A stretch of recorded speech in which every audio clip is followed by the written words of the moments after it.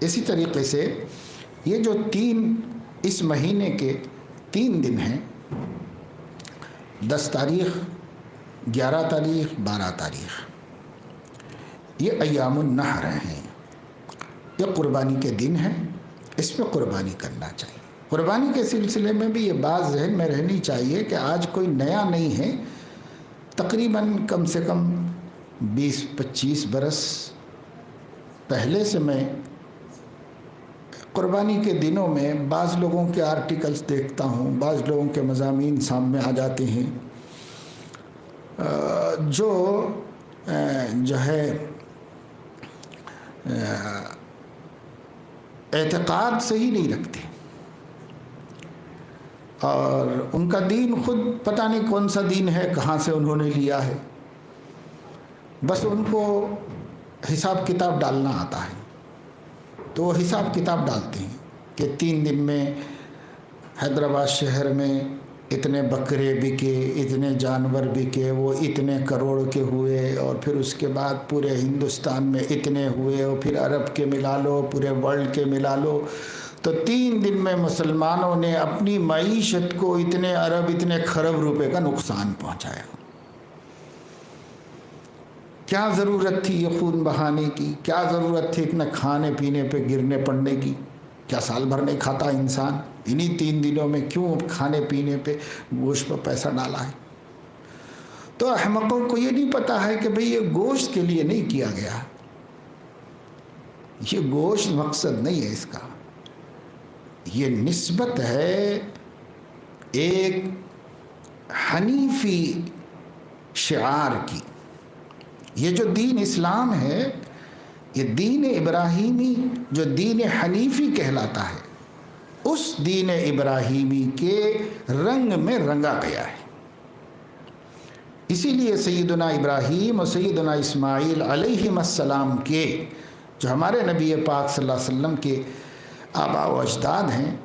ان کے اسوے کو، ان کے طریقوں کو جو خالص بندگی کے اور خالص توحید کے رنگ میں رنگے ہوئے تھے،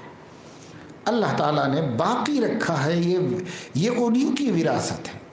اور حضور نے اسی کی نسبت سے، جیسے میں نے ابھی آپ کو بتایا کہ حضور علیہ السلام نے عرفات میں کچھ لوگوں کو عرفات کی جگہ سے کسی اور جگہ علیحدہ بیٹھے ہوئے دیکھا، تو آپ نے آدمی بھیج کے بلوایا اور ان سے فرمایا کہ ان سے کہو کہ یہاں آئیں، یہاں رہیں، یہ جو ہمارا وقوف کرنا ہے یہ تمہارے ابو ابراہیم کی یادگار ہے، وہ وہی معتبر ہوگی جہاں انہوں نے کیا ہے، جہاں جو اللہ نے مقرر کر دی حد وہیں معتبر ہوگی، لہذا وقوف وہاں نہیں ہو رہا ہے، یہاں جاؤ، بولو ان سے کہو کہ وہ بھی یہاں آ جائیں، یہاں آ کے کریں۔ چنانچہ ان کو عرفات میں بلوایا حضور صلی اللہ علیہ وسلم، اور وہاں نسبت یہی دی کہ یہ حضرت ابراہیم، ابوکم ابراہیم، تمہارے ابا ابراہیم کی وراثت ہے، اسی کی نقل ہے، اسی کی حفاظت ہے۔ اب یہاں لے تو لال مت کرو، اور اپنے عقلی گھوڑے دوڑانے کی کوشش مت کرو۔ نبی نے کوئی عقلی دلیل نہیں دی یہاں صرف اس کو حضرت ابراہیم کی ملت ہونے کی علامت قرار دیا، اور اپنے آپ کو ملت میں رکھنا ہے تو اس علامت کو اختیار کرو، نہیں رکھنا ہے تو اس سے کیا بحث ہے ہماری، اس سے کوئی لینا دینا نہیں۔ پھر اسی طریقے سے جب صحابہ نے قربانیوں کے بارے میں خاص پوچھا، اور وہ حج سے متعلق بھی نہیں تھی، کہ ما هذه الاضاحی یا رسول اللہ، اے اللہ کے نبی یہ قربانیاں کیا ہیں، کیوں کی جاتی ہیں یہ قربانیاں، اتنے جانور کیوں کاٹے جاتے ہیں؟ تو حضور علیہ السلام نے فرمایا سنت ابیکم ابراہیم علیہ السلام، یہ تمہارے ابا ابراہیم کی سنت ہے، یہ اس طریقے کی نقل ہے، اور اس طریقے سے اتفاق اور اس کا اتباع ہے، اور اس کا حکم اللہ نے دیا ہے، اس وجہ سے۔ تو انہوں نے پوچھا کہ پھر ہمیں ملتا کیا ہے اس سے؟ ما لنا فیہا یا رسول اللہ، اے اللہ کے رسول صلی اللہ علیہ وسلم، ہمیں کیا ملتا ہے؟ ہمارے تو جانور ذبح ہو گئے، ہمیں ملتا کیا ہے اس کے؟ تو حضور علیہ السلام نے فرمایا کہ بِكُلِّ شَعْرَةٍ حَسَنَةٌ، ہر جانور کے بدن پر جتنے بال ہیں، ہر بال کے عوض ایک نیکی ملتی ہے۔ تو صحابہ تو بہت ذہین لوگ تھے، انہوں نے دیکھا کہ بکروں کے بال جو ہوتے ہیں وہ کم ہوتے ہیں، اور مینڈوں پہ جو بال ہوتے ہیں جس کو اون کہا جاتا ہے وہ ایک دوسرے میں گتھے ہوئے باریک باریک باریک باریک ان گنت بے حساب ہوتے ہیں۔ تو انہوں نے پوچھا وما الصوف، اون کے بارے میں کیا ہے؟ تو فرمایا بکل شعرۃ من الصوف حسنہ،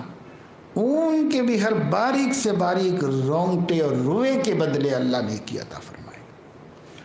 اور ایک حدیث میں ہے کہ جب تم قربانی کرتے ہو تو قربانی کے جانور کا خون ذبح کرنے کے بعد، اللہ کے نام پر ذبح کرنے کے بعد، اس خون کا قطرہ زمین پر گرنے سے پہلے اللہ کے ہاں پہنچ کر معتبر ہو جاتا ہے۔ اور فرمایا جتنے اچھے فربا قربانیاں کر سکو کرو۔ یہ ساری ہماری عمر بھر کی قربانیوں کو اللہ تعالیٰ ایک مضبوط میڈھا بنا کر کے، ایک مضبوط جانور بنا کر کے، اونٹ بنا کر کے، بیل بنا کر کے، مضبوط ہماری ساری قربانیوں اور اخلاص سب کو ملا کر اسمن، جتنا سمین و مضبوط ہو سکتا ہے، جتنا تیز رفتار ہو سکتا ہے، اللہ تعالیٰ اسے بنائیں گے، بنا کر اسی کو پل صراط پر تمہاری سواری بنا دیں گے، پھر وہ تم کو عافیت کے سلامتی کے ساتھ لے کے نکل جائے گا۔